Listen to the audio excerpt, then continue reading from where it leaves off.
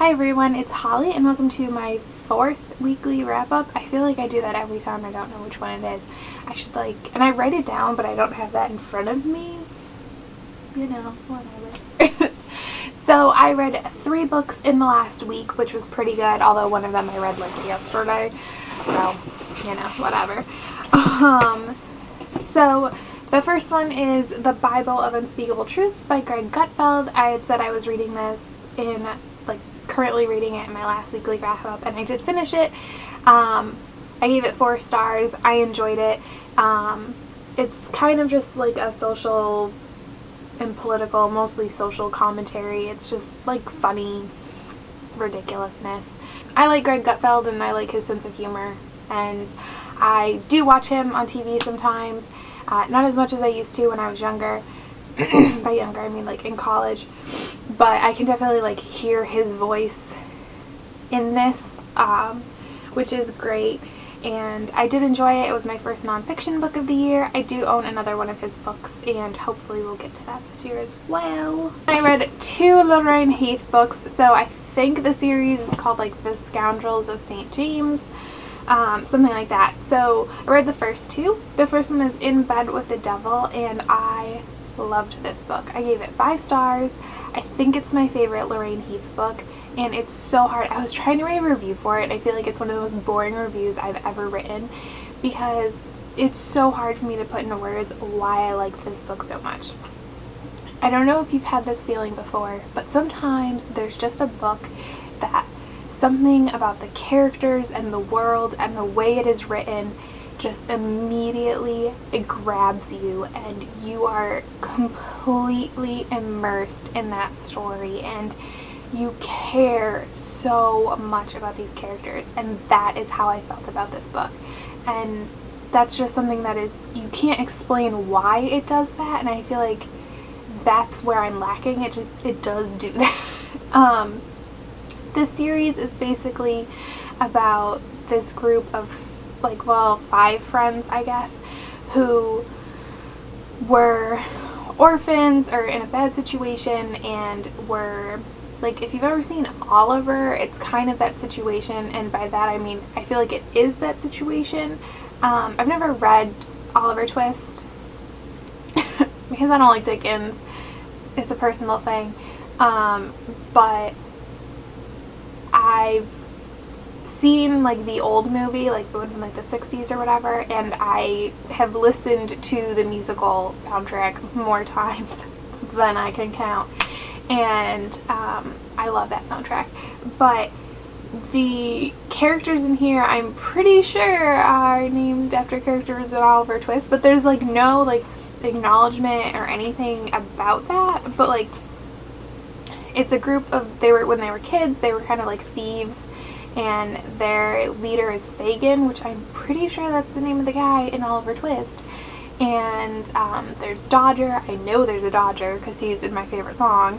Whatever. So when they were kids, they were like pickpockets and stuff like that. And the character from this book, Luke, or Lucian, whatever, he ends up, this guy says, like, no, you're my long lost grandson, and he becomes an earl, and then all of his friends kind of get like pulled up with him because his grandfather wants, you know, to help or whatever. So it's about all of their lives now in the aristocracy and not feeling like they fit in, and dealing with all of those situations. And this follows Luke and a girl named Catherine, and I just loved both of them. I feel like this is the first time, and Lorraine Heath does this to some degree in all of her books for me, but definitely this one. Normally in a romance I know exactly how things are going to play out. In this one I had no idea how these 2 were going to end up together happily ever after, how the other conflicts and drama were going to be resolved, and I was like, I must read it to figure it out, and it was great. It was amazing. She touched on some really important issues, I felt like. Actually, in the second book as well, kind of this idea of being a woman and having like no control because you're your husband's property, and there's no laws to protect you, and there's no laws, you know, you don't have control over your children. They're your husband's domain, even, you know, which is really scary, but I just loved this story so much, and I was like so intrigued by all of the characters. So then I did pick up Between the Devil and Desire, which is Dodger's story. So which kind of surprised me. He kind of seems like the character that would get the story like at the end, like have all the build up, so it was kind of interesting. But of course Lorraine Heath coming at you with the surprise twist where she doesn't do what you expect her to do.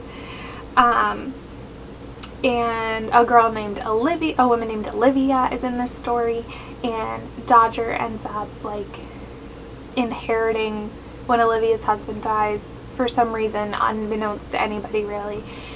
Dodger inherits all of like her husband's wealth and stuff, and is assigned to be the guardian of Olivia's son. And she is of course not pleased with this because he's like a bad guy, kind of, like from what everybody knows. So it's just about all of that. I gave this one 4 stars. I did enjoy it, I just didn't like it quite as much as the first one, and they actually have similar themes and plot devices. So it's kind of hard not to compare them in my head, and I just think In Bed with the Devil does those things better. Additionally, I'm not a huge fan of kids in books. Like, it's weird. I don't mind kids when they come like after a relationship, so like the Black Dagger Brotherhood, how the characters in that series are having kids, like that doesn't bother me. But when, kids are kind of part of the romantic structure, I don't know, it just doesn't really do anything for me. I think that's because I don't have kids, so it's not something I can relate to immediately. I'm also like the youngest one in my immediate family, so, or like my extended family as well. I mean, my cousins are having kids now, but I'm one of the youngest, so I was never, you know, constantly surrounded by little kids or anything. So I don't know, those kinds of stories tend to not rub me the wrong way, they just don't hit me like emotionally the way I think they hit other people. I mean, I thought the little boy, he was adorable. He was great. You kind of get a little bit into his head sometimes, and those were fun chapters, but, you know, they just don't do anything for me, so whatever. So I'm not currently reading anything.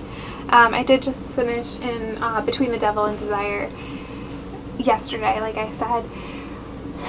I'm kind of trying to decide. I think I had said before I was going to pick up Starcursed, and then I didn't, but it's probably going to be the next book in this series, or Starcursed, that I pick up next. That is my 4th weekly wrap-up with no YA.